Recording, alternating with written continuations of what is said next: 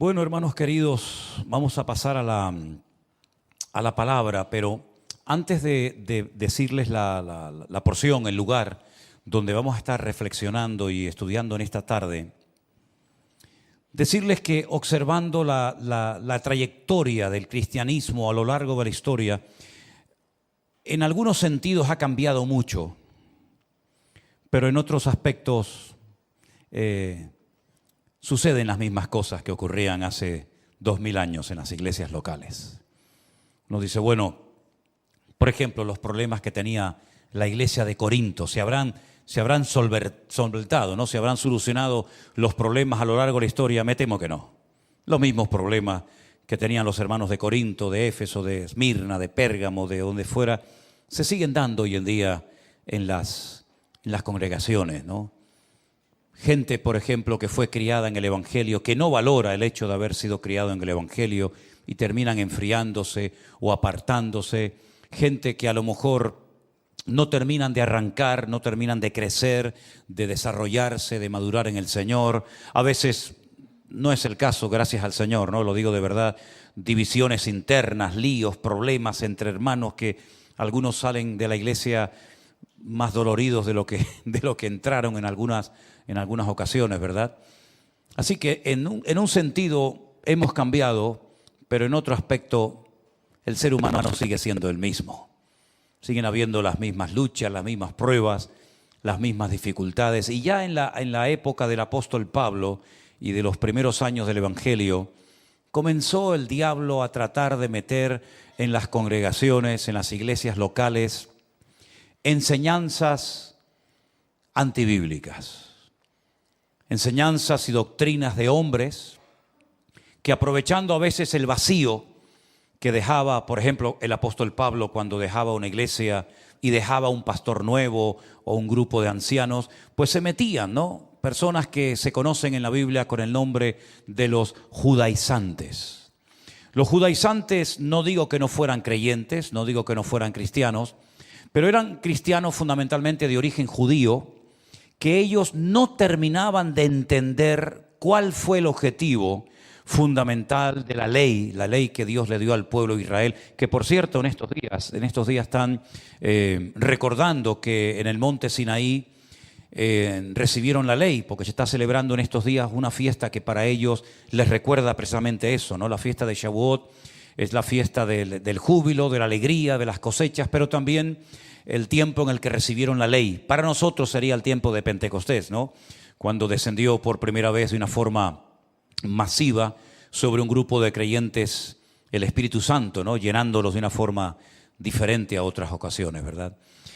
Pero los judaizantes eran personas, ya digo, de origen judío que se metían dentro de las congregaciones y le decían a los recién convertidos de origen no judíos que no era suficiente con creer en Cristo, que había que hacer algo más, que había que añadir aspectos de la ley, circuncidarse, guardar ciertas y determinadas celebraciones. Y claro, Pablo, como buen judío, batalló durante toda su vida en contra de estas doctrinas falsas, mandamientos de hombres, y escribió varias cartas. Yo creo que para mí la más clara en cuanto a este tema es sin lugar a dudas la carta de Pablo a los Gálatas. Léanla, es muy interesante.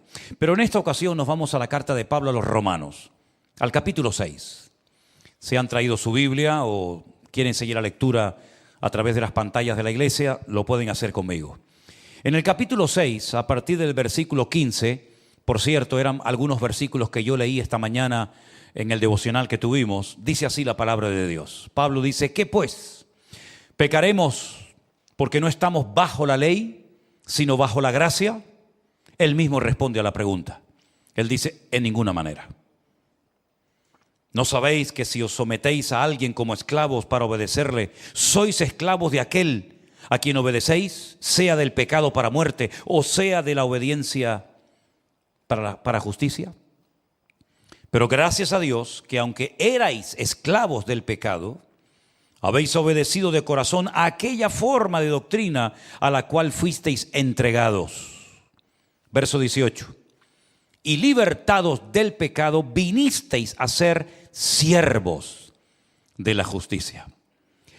Hablo como humano, por vuestra humana debilidad, que así como para iniquidad presentasteis vuestros miembros para servir a la inmundicia y a la iniquidad, así ahora para santificación presentad vuestros miembros para servir a la justicia.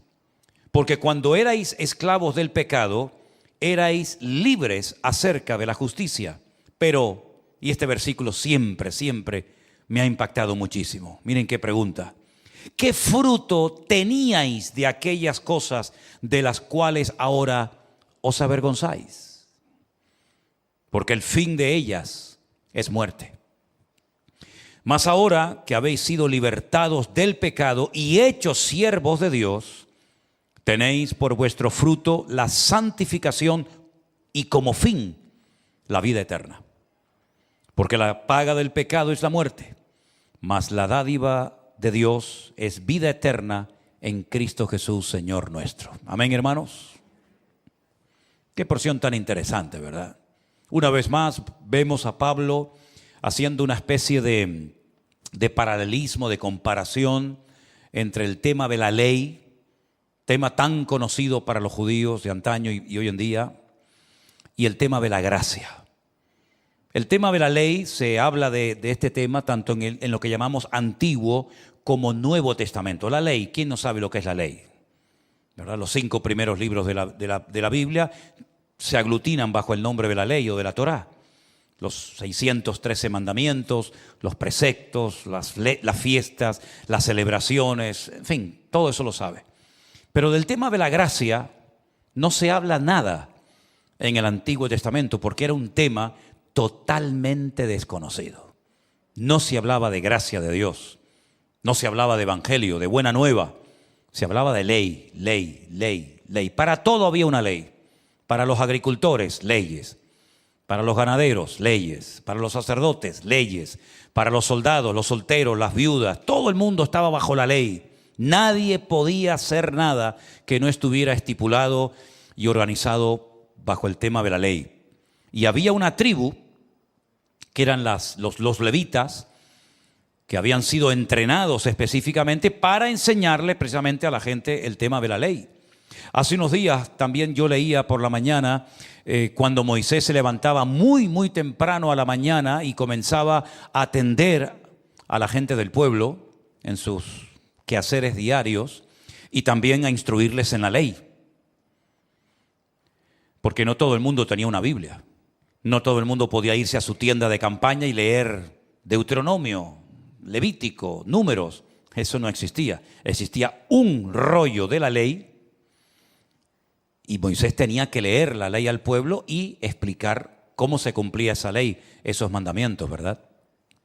Y esos levitas se dedicaban única y exclusivamente a enseñar la ley y a ayudar a la gente a la hora de poner en práctica los mandamientos y los preceptos de la ley. Pero en cuanto a evangelio, no se menciona la palabra evangelio. Besorá sería en hebreo, ¿no? No se menciona esa palabra en todo el Antiguo Testamento porque eso vino con Cristo. La buena nueva, el evangelio, la apertura de fronteras, el poder y el deber de llevar la palabra de Dios a toda criatura, a todas las naciones. Eso era algo impensable completamente en el Antiguo Testamento. Solamente tenemos que pensar por un instante cuando el Señor le dice a un profeta del Antiguo Testamento, a Jonás: sal de tu tierra, sal de tu cultura y vete al extranjero a predicarle a los de Nínive, ¿verdad? Capital de Babilonia, vete a predicarles la palabra. Y Jonás dijo: de eso nada. Yo no quiero ir a predicarle a esos impíos, a esos paganos la palabra, porque él sabía que si oían la palabra podían arrepentirse. Cosa que sucedió y él no quería que se arrepintieran.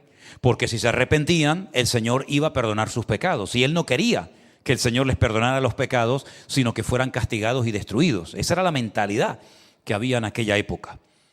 Pero no solamente en aquella época, sino hasta en la misma mentalidad del apóstol Pedro, después de haber estado 3 años con el Señor Jesucristo y de haber escuchado el Evangelio, a él le resultó muy duro, y lo hizo casi obligado, el ir a la casa de un centurión romano llamado Cornelio a predicarle el evangelio, porque no les cabía, no les entraba en la cabeza que ahora también los no judíos, es decir, los gentiles, tuvieran la oportunidad y el privilegio de conocer el evangelio. Entonces, cuando muchos judíos se convertían y hacían de Cristo el Señor y el Mesías de su vida, ellos, bueno, digamos que se convertían, iban a los cultos, iban a las reuniones, pero no se sentían cómodos con la presencia de gentiles en los cultos. De hecho, hubieron muchos choques. Muchos choques porque los aspectos culturales a veces pesan más que los principios espirituales. De hecho, hay iglesias hoy en día que casi más están bajo la cultura de la raza o de la etnia a la que pertenezcan que realmente al evangelio. No digo que no sean cristianos, pero muchos a la hora de resolver un tema, un asunto, sea cual sea, siempre recurren a un señor que es el que sabe las leyes de su pueblo y casi pesan más a veces que el evangelio. Es increíble. Bueno, pues eso no era nada nuevo. En la época de las primeras congregaciones, pues los judíos llegaban y para comer se lavaban 20 veces las manos. El gentil no se lavaba nunca. El gentil comía carne que previamente había sido sacrificada a los ídolos. El judío ni loco comía esas carnes porque para él eso era pecado mortal. Y por eso se tuvo que hacer una primera reunión donde se juntó todo el liderazgo de la época, el famoso concilio de Jerusalén, Hechos capítulo 15, y tomar una serie de acuerdos para que hubiera armonía, para que hubiera paz dentro de las congregaciones y no se dividieran iglesias, ni se pelearan y se enfadaran hermanos por cuestiones de comida o de tradiciones, etcétera, etcétera. Porque para muchos judíos era impensable que al convertirme, por decirlo de alguna manera, a Cristo, dejaran de practicar la ley. Entonces ellos tenían una lucha interna porque decían, bueno, tenemos que decirle a los recién convertidos, aunque no sean judíos, que tienen también que practicar la ley. Y Pablo emplea aquí una expresión, en el versículo 15 dice, bajo la ley, y dice también, bajo la gracia. Ambas cosas son incompatibles. O estás bajo la ley, o estás bajo la gracia. No puedes estar en ambos sitios al mismo tiempo. Obedeces la ley, o intentas cumplirla, o estás bajo la gracia de Dios. Pablo dice que los que están bajo la gracia, no bajo la ley de Moisés, que la ley de Moisés, dicho sea de paso, era un medio para llegar a un fin y no un fin en sí mismo, como algunos creían y siguen creyendo. Pues el apóstol Pablo dice que cuando estamos bajo el evangelio, bajo la gracia, no es que tenemos licencia para pecar deliberadamente y hacer lo que nos dé la gana. Por eso él dice, vamos a pecar, vamos a quebrantar, vamos a herir y a irritar el corazón de nuestro Dios porque ya no estamos bajo la ley, sino bajo la gracia. Dice, de ninguna manera. No significa que ahora hay barra libre, ¿no? Carta blanca para aquellos que no están bajo la ley de Moisés, sino bajo el evangelio, bajo la gracia, ni muchísimo menos. Ni muchísimo menos. Lo que pasa, amados hermanos, es que Pablo compara a los practicantes, a los devotos de la ley, con esclavos. Con esclavos. Porque aunque cumplían o intentaban cumplir la ley, nadie podía cumplirla, porque la ley de Dios es perfecta y ningún ser humano es perfecto hoy en día. Fue perfecto el hombre en un momento determinado de la historia, pero ya no lo es. Ya no somos perfectos. Adán fue durante mucho tiempo un hombre perfecto, hasta que pecó. Y en el momento en el que pecó, como dijimos el otro día, comenzó a sentir, comenzó a desear, comenzó a hacer cosas contrarias a lo que Dios le pedía. Y comenzaron los odios, los homicidios, las guerras, las divisiones, las peleas. Y como dijo Santiago en su epístola, ¿de dónde vienen las guerras y los pleitos? ¿No es de vuestras pasiones y de vuestros deseos? ¿Verdad? En el principio no era así. Por lo tanto, aunque intentaron muchas personas cumplir con los objetivos y con las demandas de la ley, en el fondo eran esclavos, porque no podían liberarse de sus pecados, porque la ley no se dio para liberar al hombre. No se sorprendan por lo que voy a decir, sino en cierto sentido para agobiar al hombre. ¿Por qué digo para agobiar o para presionar al hombre? Por la sencilla razón de que Dios sabía que nadie iba a poder cumplir con las exigencias de la ley. Entonces la pregunta que muchas veces me han hecho, entonces ¿para qué Dios la dio? Si yo te voy a decir que hagas algo y sé que no lo vas a hacer, ¿para qué te lo pido? Dios sabía perfectamente que ningún ser humano, ni siquiera Moisés, podrían llegar a cumplir todas las exigencias de la ley de Dios. Ninguno. Pero a través de esas debilidades, a través de esa impotencia de poder cumplir con todos los objetivos que Dios me ha puesto delante de mi vida, yo tendré que reconocer en algún momento que soy incapaz. Yo no puedo cumplir según tus demandas, porque la ley refleja el corazón de Dios. La ley es perfecta como Dios que la dio es perfecto. Entonces el hombre tenía que ir constantemente al templo a presentar sacrificios de animales, porque era la forma que había en aquel tiempo, no de recibir el perdón de los pecados, ojo con eso, sino de tapar, de cubrir temporalmente los pecados de la persona. No es como hoy en día, que usted pide perdón por sus pecados e instantáneamente sus pecados son perdonados por el poder de Cristo. ¿Cuántos dicen amén? Pero en aquellos días no. En aquellos días, cuando una persona cometía un pecado, depende del tipo de pecado que hubiera cometido, tenía que ir al templo, presentar un animal según lo estipulado por el sacerdote del momento, poner sus manos, confesar públicamente sus pecados imponiendo las manos sobre el animal, porque era como un traspaso, ¿no? Yo le traspaso a ese animal inocente mis pecados, él muere en mi lugar, pero como dice la Biblia, la sangre de animales no pueden perdonar pecados de seres humanos. Si la sangre de toros, de becerros, de cabras, de ovejas pudieran perdonar los pecados del ser humano, entonces ¿para qué vino Cristo a derramar su sangre? Si ya los pecados podían haber sido perdonados de esa manera, pero no eran perdonados, eran cubiertos temporalmente. Por eso constantemente, permanentemente, el pecador no era libre, sentía culpabilidad, se sentía condenado y tenía que ir un año y otro año y toda la vida a presentar sacrificio. Incluso los mismos sacerdotes, incluido el sumo sacerdote, también tenía previamente, antes de acercarse a la presencia de Dios y orar por el pueblo de Israel, él tenía que hacer sacrificios primeramente por sus pecados y luego entrar a la presencia del Señor.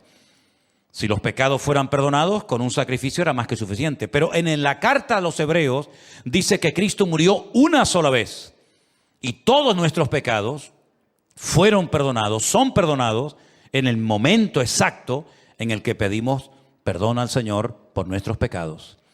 Y podemos irnos libres, como dice el término bíblico, sería justificados, ¿no? Como si nunca hubiéramos pecado de la presencia del Señor. No es que nunca hubiéramos pecado. Lo que pasa es que Cristo perdona y olvida nuestros pecados y nos vamos libres de su presencia. Y dice la Biblia, y ahora ninguna condenación hay para los que están en Cristo Jesús, los que no andan conforme a la carne, sino conforme a otro modelo de vida que no es el de la ley, sino el del Evangelio de Jesucristo o la gracia del Señor Jesús. No significa de que no pequemos. Claro que seguiremos pecando. Eso no nos quepa la menor duda. Pero cuando yo pido perdón al Señor por mis pecados, en ese momento mis pecados son perdonados y hasta que vuelva otra vez a pecar, no hay nada que me separe y me condene de la presencia del Señor, cosa que no ocurría en el Antiguo Testamento. En el Antiguo Testamento tú matabas un animal, derramabas su sangre, pero tu pecado seguía estando en tu corazón. Se había tapado temporalmente tu pecado, es como un paño, ¿no?, que tapa la suciedad, pero lo levantas y la suciedad está ahí abajo. Pero en el Nuevo Testamento, con Cristo, no ocurre eso. Cristo no pone un paño viejo en vestido nuevo, sino que Él perdona completamente todos y cada uno de tus pecados, por horrendos, por horribles que sean.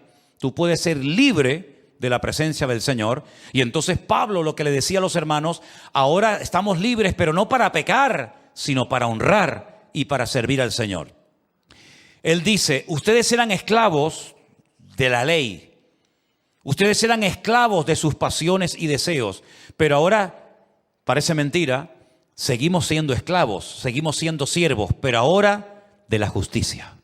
Ahora siervos no por imposición, ahora siervos por amor, ahora siervos por agradecimiento a un Dios que ha limpiado todos y cada uno de nuestros pecados, y como lo amamos tanto, queremos servirle y no nos importa, como decía Pablo, siervo de Jesucristo por la gracia de Dios. ¿Cuántos dicen amén? Tremendo, ¿no?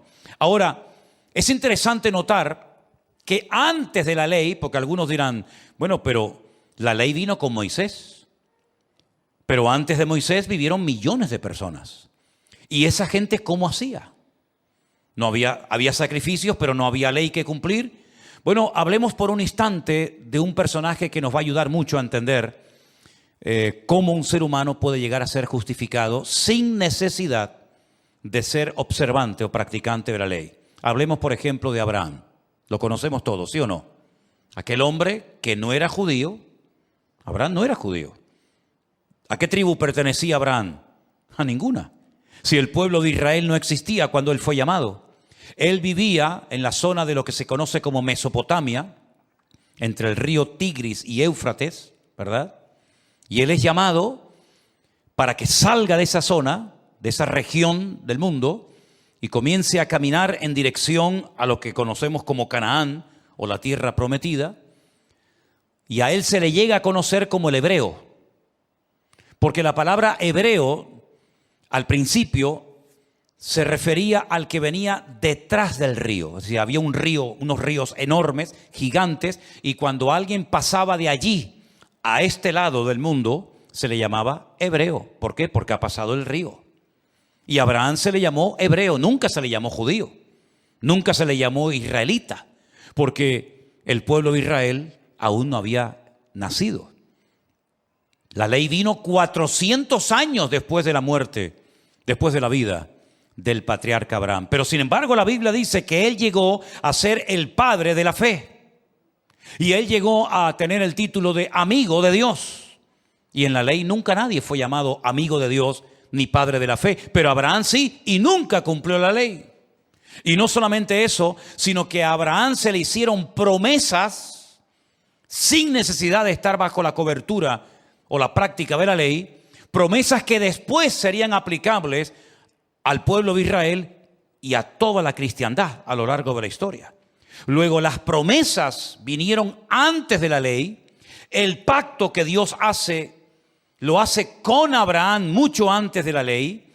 Abraham dice que fue justificado no por las obras, no por practicar la ley, sino por la fe. Dice la Biblia que Abraham fue justificado, y repito, no era judío, no pertenecía a ninguna de las tribus de Israel, pero él llegó a ser justificado por la fe. Las promesas que se le hicieron a Abraham, que le dieron a Abraham, son promesas tremendas, que están en pleno vigor en el día de hoy. Por lo tanto, fíjense el orden cronológico de la Biblia. Primero hay un hombre que llega a ser amigo de Dios, padre de la fe, en ciertos sentidos padre de todos los creyentes. Incluso padre de árabes, de judíos y de cristianos, porque todos estamos entroncados de una manera u otra con Abraham. Y sin embargo nunca practicó la ley. Nunca jamás leyó ni el Deuteronomio, ni Números, ni el Génesis, sino que fue justificado por la fe en su Dios. Entonces vemos que la gente podía ser justificada, es decir, declarado libre de pecados sin necesidad de practicar la ley. Exactamente lo mismo nos ocurre a nosotros hoy en día. Por eso podemos decir que somos hijos de Abraham, porque no somos hijos de la ley de Moisés, sino somos hijos de la promesa que Dios le dio a Abraham de que a través de su descendencia, de uno de su descendencia, serían benditas todas las naciones de la tierra. ¿Y a quién está haciendo referencia cuando el Señor le dice a Abraham, en ti serán benditas todas las naciones de la tierra? Pues está hablando nada más y nada menos que de nuestro Señor Jesucristo. Por lo tanto, mis queridos hermanos, cuando el Señor Jesucristo en el Nuevo Testamento es confrontado con los observantes de la ley, y el Señor Jesucristo le dice, vosotros sois de vuestro padre el diablo. Ellos dicen, no, nosotros somos hijos de Abraham. Nosotros nunca hemos sido esclavos de nadie. Y Cristo se les queda mirando y le dice, si ustedes verdaderamente fuerais hijos de Abraham, las obras de Abraham, el estilo de vida de Abraham, lo estarían llevando a cabo hoy en día. Pero ustedes no son hijos de Abraham. Porque Abraham vio mis días y se gozó. Y entonces, claro, ellos no entienden que Jesús fuera antes de Abraham. Y entonces es cuando le dicen, pero si tú no tienes ni 40 años cumplidos, ¿cómo vas a ser tú una persona antes de Abraham si Abraham fue muchos años o siglos antes de este momento en el que estamos hablando. Y es que el Señor está haciendo referencia a su eternidad. En Cristo moraban dos naturalezas: la naturaleza divina, la naturaleza humana. Era 100% Dios, era 100% hombre. Ya sé que a lo largo de la historia ha habido muchos conflictos, que si era solamente hombre y no era Dios, o era solamente Dios y no era un hombre, sino que se parecía a un hombre, pero realmente, si estudias en profundidad y con seriedad la Biblia, te vas a dar cuenta de que Jesús era 100% hombre, limitado en espacio, en tiempo, se cansaba, tenía que pedir agua porque tenía sed, etcétera, etcétera. Sin embargo, como Dios, era capaz de multiplicar panes y peces, cosa que tú y yo no podemos hacer. Podía perdonar pecados, cosas que los seres humanos no podemos hacer. Podía leer los pensamientos de la gente, podía caminar por encima de las aguas, podía resucitar muertos después de 4 días muertos, etcétera, etcétera, porque Él era Dios en un frasco llamado cuerpo, donde se limitó durante un espacio de tiempo para que viéramos su gloria, para que aprendiéramos otro modelo y estilo de vida diferente al de la ley de Moisés, sino bajo la gracia, el Evangelio de Jesucristo, que ya no va dirigido a una nación, a un pueblo en particular, sino que Jesús dijo: id por todo el mundo y predicad el Evangelio a toda criatura. Claro, ellos creían que era toda criatura judía. Por eso cuando Jesús dijo, en respuesta a una pregunta, ¿cuál es el mandamiento más grande que existe? Y Jesús dijo, pues amarás a Dios con toda tu alma, con todo tu corazón y con todas tus fuerzas. Ese es el mandamiento más grande y más importante. Y a continuación dijo, y a tu prójimo como a ti mismo. Y un judío le dice, ¿y mi prójimo quién es? Porque si tú le dices hoy por hoy a un judío en Israel, amarás a tu prójimo como a ti mismo, te dice, mi prójimo es otro hermano mío judío, pero mi prójimo no es un japonés, un argentino, un chino, un español, un dominicano, porque para él el prójimo es otro judío, y el que no es judío no es su prójimo. ¿Te das cuenta? Sin embargo, el Evangelio rompe esas barreras raciales, culturales, de la índole que sea, porque el Evangelio abre las fronteras. Y entonces cuando Pedro vio que cuando él visita la casa de un centurión romano, son llenos del Espíritu Santo exactamente igual que como ellos fueron llenos, y cuando llega a Jerusalén le dicen los hermanos de la iglesia, ¿qué has hecho, Pedro? ¿Cómo se te ha ocurrido entrar en la casa de un hombre que no es judío? ¿Pero qué has hecho? Nosotros los judíos no entramos a comer a casa de uno que no es de nuestra etnia, de nuestra raza. Y entonces él dijo, yo he entendido que lo que el Señor hace, tal vez nosotros no lo podemos entender, pero que ya no hay impíos o impuros y puros, gentiles y judíos, sino que ahora todos somos iguales delante de la presencia del Señor. ¿Cuántos dicen amén? Es una lástima ver cómo hay cristianos que quieren obligar a la gente a cumplir la ley, que por cierto ya no se puede cumplir, porque hay casi 400 mandamientos de la ley, que al no haber templo físico en Jerusalén en la actualidad, aunque quisieras poner en práctica la ley, no puedes, porque hace 2000 años que ese templo no existe. Por consiguiente, ni era nadie capaz de cumplir con la ley, ni nadie la puede cumplir hoy en día, porque no se puede cumplir, sencillamente porque no se dan las condiciones para poder cumplirla. Cuando le preguntas, por ejemplo, a muchos judíos practicantes, ortodoxos, hasídicos, ¿ustedes están esperando al Mesías? Te dicen que sí, efectivamente están esperando al Mesías. Pero ojo, te dicen, estamos esperando al Mesías, un hombre perfecto, con unas capacidades extraordinarias, una especie de rey David, pero por 1000, elevado a la máxima potencia. Y él va a someter a todos nuestros enemigos para que podamos seguir estudiando con toda tranquilidad la ley de Moisés. Y él mismo, el Mesías, tendrá que subir al templo a presentar sacrificios por sus propios pecados. Lo lamento, pero ese Mesías no tiene nada que ver con el Mesías glorioso, triunfante, que nosotros estamos esperando de un momento a otro para estar por la eternidad con Él. Así que, mis queridos hermanos, cuando Pablo escribe esta carta, él tiene en mente que tiene la gente que salir de ese yugo, tiene la gente que salir de ese círculo vicioso de la ley, de cumplir y cumplir y cumplir, que nunca, por cierto, vas a cumplir con todo. Y entonces él dice esta expresión, hemos sido libertados del pecado. Alguien nos ha redimido. Alguien nos ha comprado. Y ese alguien tiene nombre. Y es nuestro Señor Jesucristo. Como dije el otro día, ¿quién nos hubiera comprado a nosotros cuando estábamos muertos en nuestros delitos y pecados, hermanos? ¿Quién vino a comprarnos a nosotros? Es como cuando yo le digo a los gente en Israel, cuando ustedes eran un montón de esclavos en Egipto, dígame qué nación viajó, cruzó el mundo entero para ir al faraón y decir, te los compro todos. Te compro todos los esclavos, los niños, los ancianos, los jóvenes, toda la familia. Te compro a todos los ancianos. ¿Cuánto es? Tanto. Y nadie iba a ir a comprar a aquel grupo, aquella masa de gente, de esclavos. Nadie los iba a comprar, nadie. Solamente Dios le dijo a Moisés, ve y saca a mi pueblo para que yo les enseñe cómo me pueden honrar y cómo me pueden servir. Y encima no solamente los compro, sino que les regalo un país entero para que sean libres y me puedan honrar y me puedan servir. Es algo increíble. Lo que Dios ha hecho con esa gente, lo que Dios ha hecho con ese pueblo, no lo ha hecho con nadie. Jesús no vino a comprar una tribu de indígenas del Amazonas perdida. Jesús no vino a comprar los esquimales ni la gente de Mongolia. Jesús vino a redimir a la raza humana, ¿verdad? Pero en ese caso puntual vino a buscar ese pueblo para que a través de ese pueblo todas las naciones de la tierra tuvieran la posibilidad de conocer al único Dios vivo y verdadero.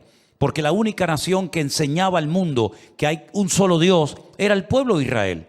Si tú ibas, por ejemplo, a los filisteos, tenían un montón de dioses. Si ibas, por ejemplo, a los romanos, tenían un montón de dioses. Los griegos ni te cuento, los babilónicos, todos eran politeístas. El único pueblo de la tierra que en aquel momento cantaba a un único Dios, adoraba a un único Dios, honraba a un único Dios, eran ellos. Y a través de ellos, pues vino ese conocimiento de un único Dios al mundo. Pero ahora es a través de lo que llamamos la iglesia, el cuerpo de Jesucristo, formado por hombres, por mujeres, por niños, por blancos, por negros, por ricos, por pobres, por gitanos, no gitanos, por todo tipo de personas. ¿Por qué? Porque el Señor abrió la posibilidad de que todos le conozcan, de que todos le honren y que todos le sirvan.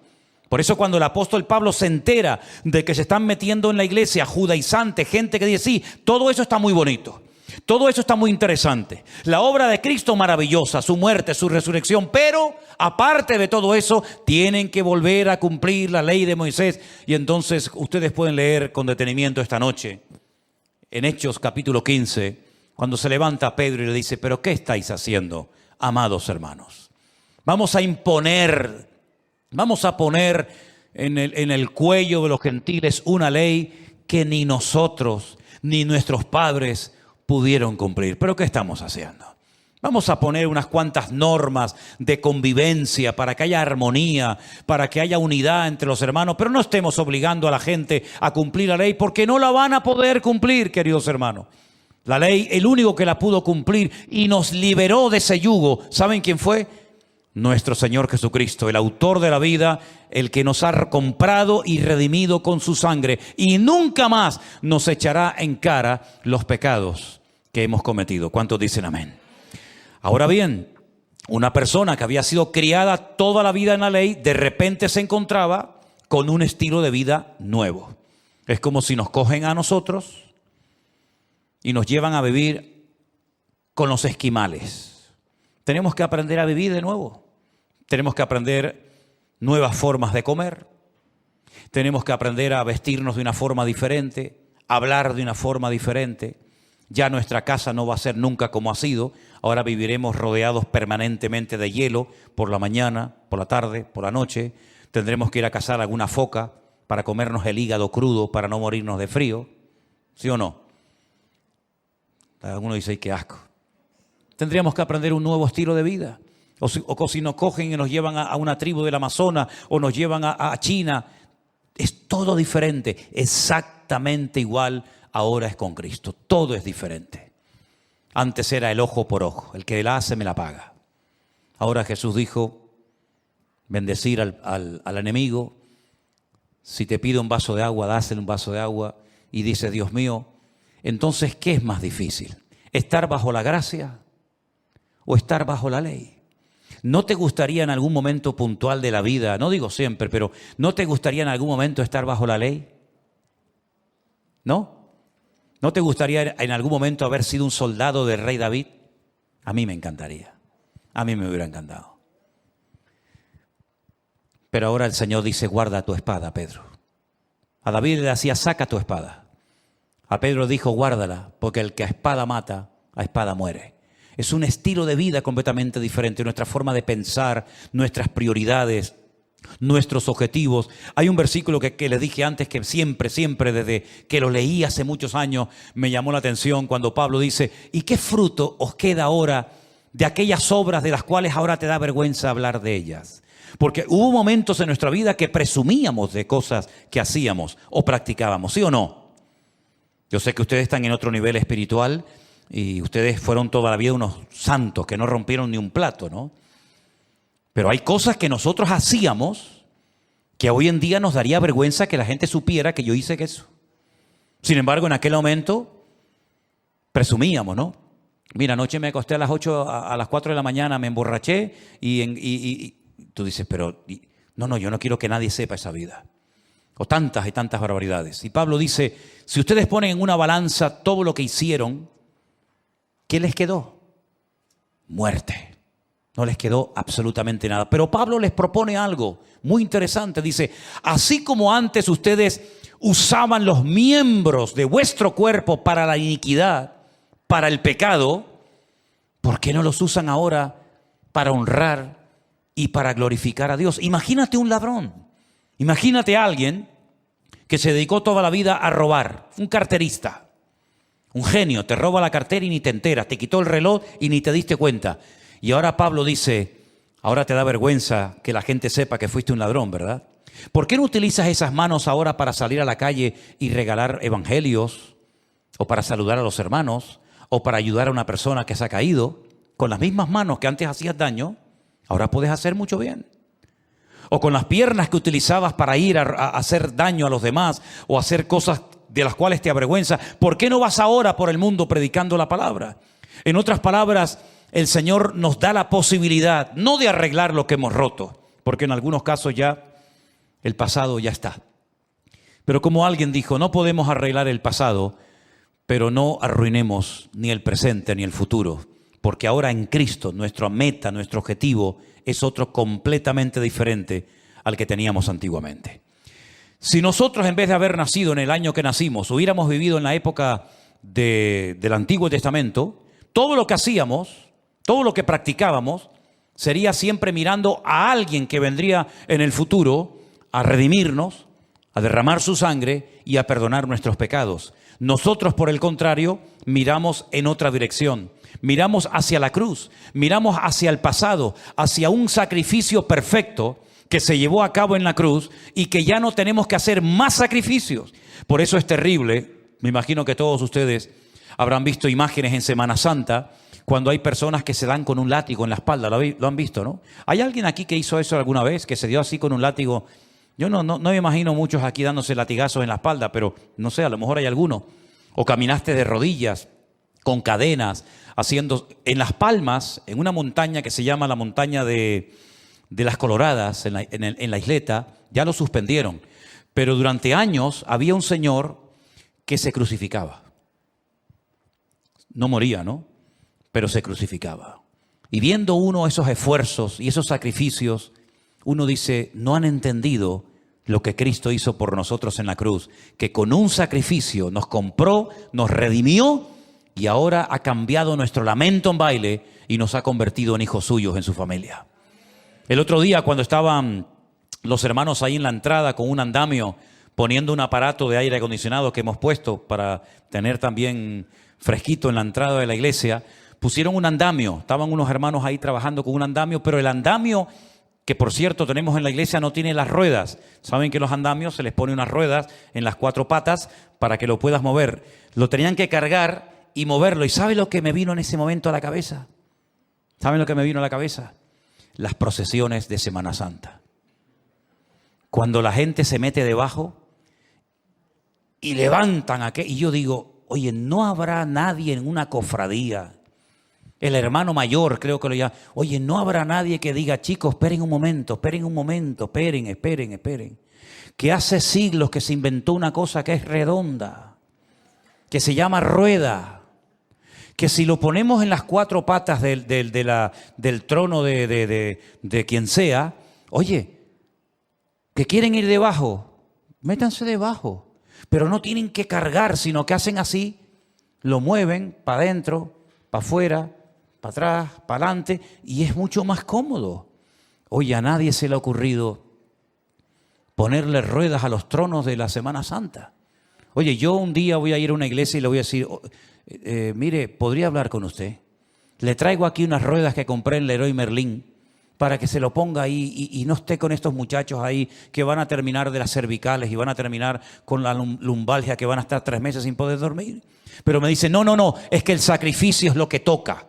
Si pone ruedas ya no hay gracia, porque lo que tiene que ser es el sacrificio. Pero no nos damos cuenta de que el mayor sacrificio que lo hizo Cristo por nosotros ya ha sido hecho y ya no tenemos que añadir nada, porque el añadir sacrificio es decir, estuvo bien lo que hiciste, pero te quedaste corto. Hay que añadir algo más. Gloria a Dios que no hay que añadir ni quitar nada al evangelio, hermano.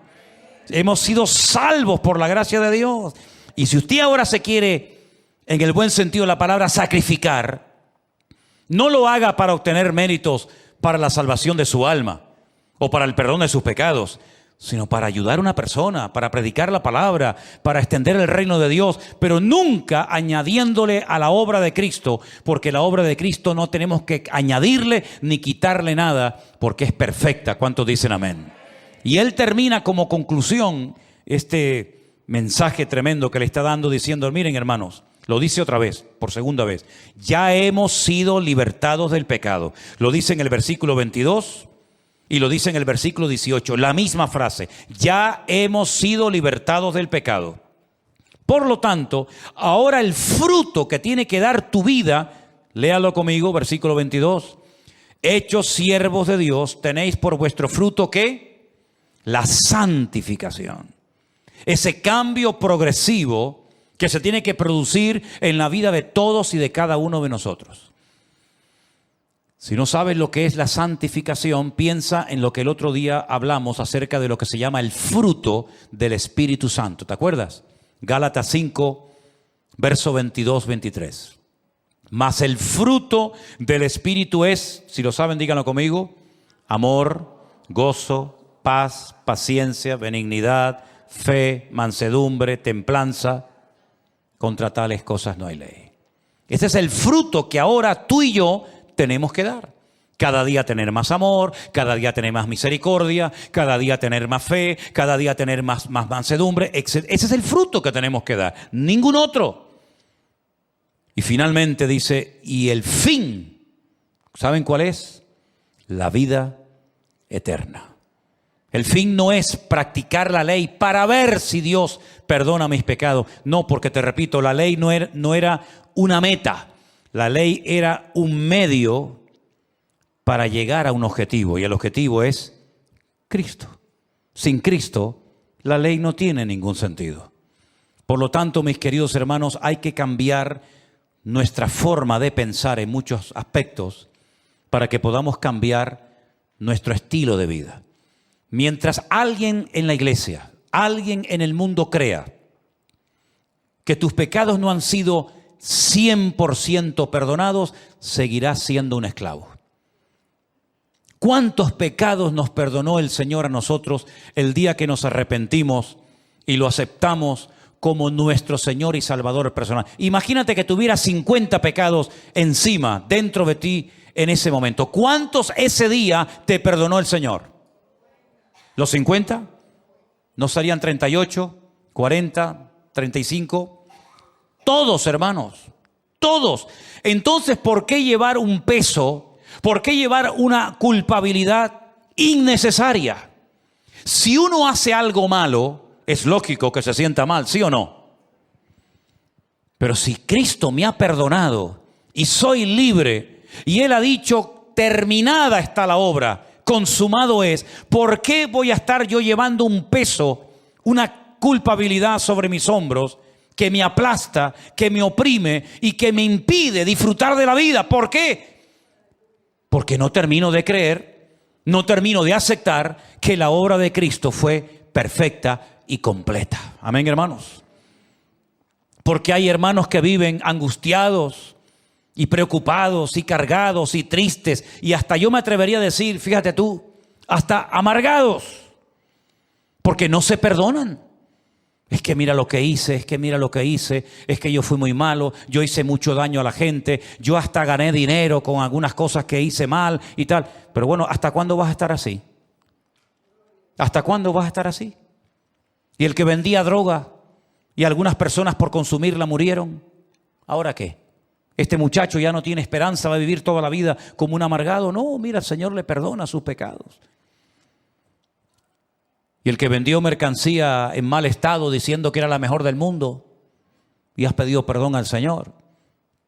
Y hasta a lo mejor has podido reconciliarte con alguien de los que engañaste o manipulaste. Pues ya está, borrón y cuenta nueva. Dice la Biblia que el que está en Cristo, el que está, no el que quiere, el que está, tiempo presente, el que está en Cristo es una nueva criatura.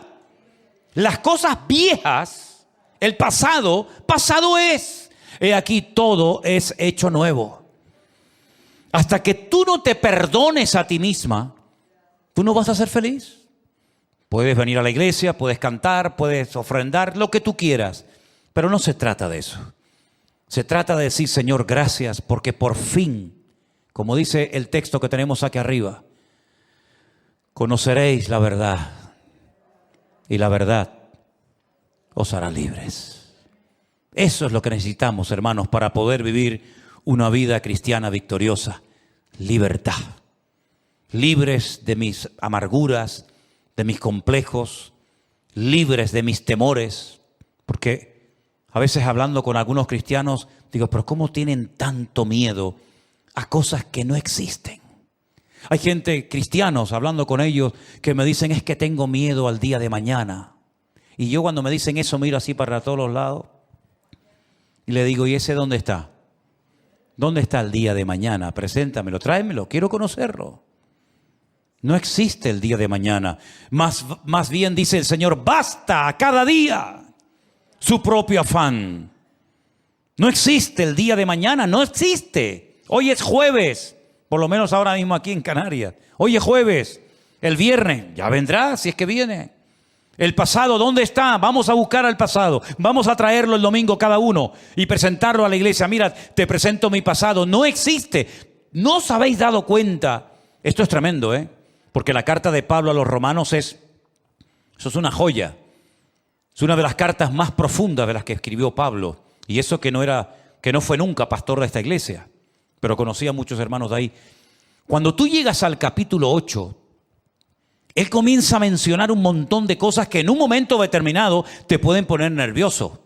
Por ejemplo, él dice, principados, potestades, son demonios. Demonios a los que tú serviste,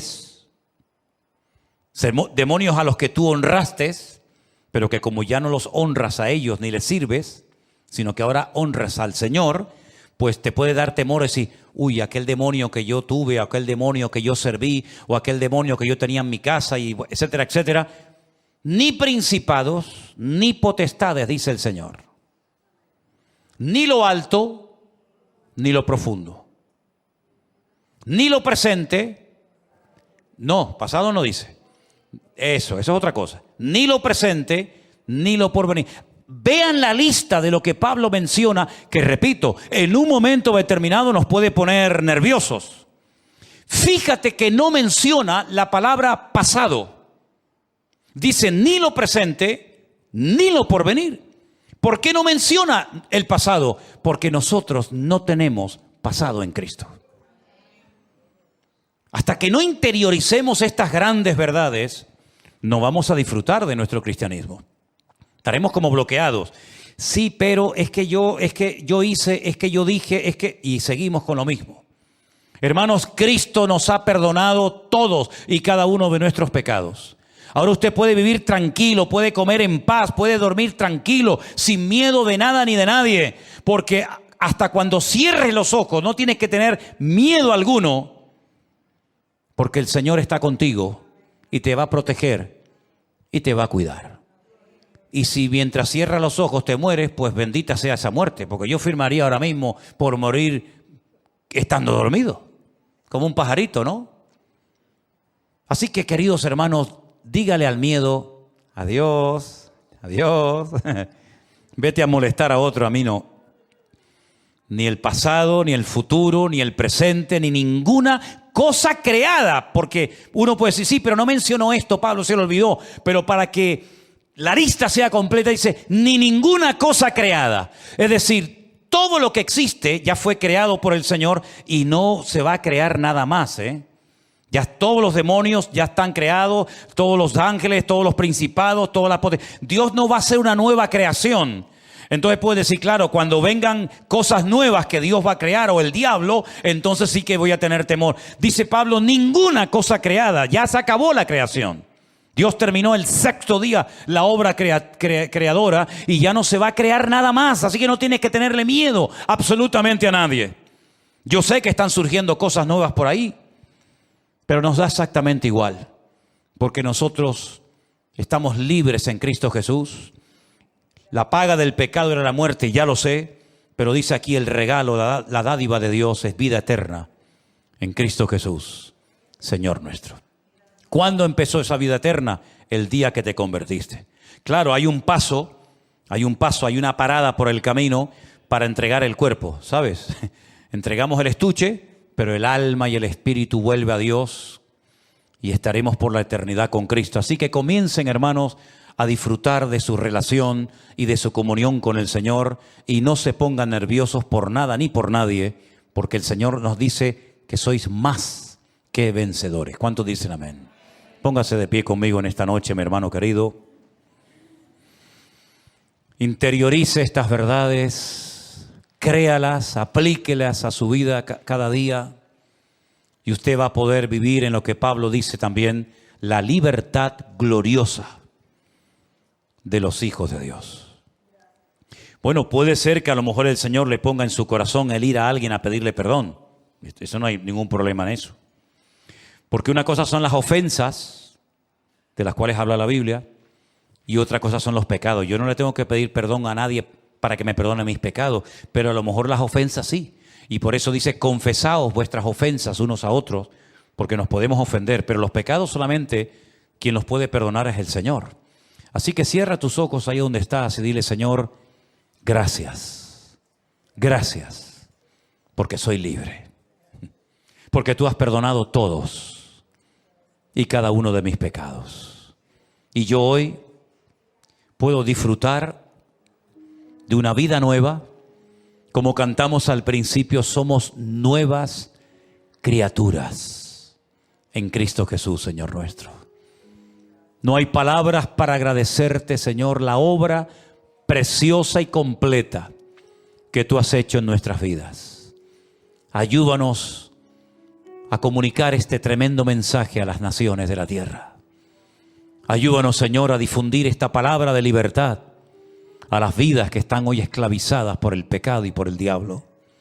Gracias, Señor, porque en medio de un mundo enfermo, de un mundo lleno de esclavos, nosotros podemos vivir libres, gozosos, alegres, porque el Señor está con nosotros como poderoso gigante. Bendito sea tu nombre, Dios. El día que tú moriste, pagaste el precio de nuestros pecados. Y el día que tú resucitaste, Señor, delante del Padre, el acta de los decretos que nos era contraria quedó rota para siempre. Aleluya. Hay poder en la sangre de Jesucristo, nuestro Señor y Salvador. Dígale gracias por tu sangre, Señor. La sangre de Jesucristo. El Cordero de Dios me ha limpiado de todos y cada uno de mis pecados. Aleluya. Gracias, Señor Jesús.